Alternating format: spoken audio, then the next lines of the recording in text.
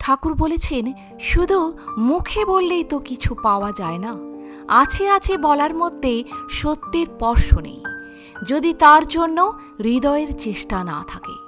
যেমন দুধে মাখন আছে জেনেই মাখন পাওয়া যায় না, তাকে তুলতে হয়, পরিশ্রম করতে হয়, ধৈর্য ধরতে হয়। আমাদের জীবনেও তাই।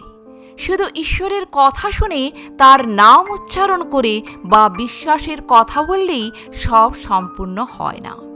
অন্তরের গভীর ডাক, আন্তরিক সাধনা, নীরব ব্যাকুলতা, এসবের মধ্য দিয়েই ধীরে ধীরে তার অনুভব জেগে ওঠে।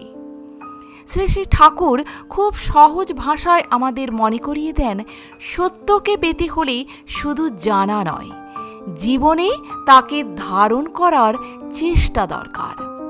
কারণ ঈশ্বর দূরে নন, কিন্তু তাকে পাওয়ার জন্য হৃদয়কে প্রস্তুত করতে হয়। যেখানে আন্তরিক সাধনা আছে, সেখানেই একদিন মনের গভীরে তার শান্ত স্পর্শ নেমে আসে। প্রণাম ঠাকুর। আজ এ পর্যন্তই।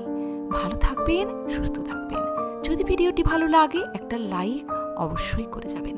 ধন্যবাদ।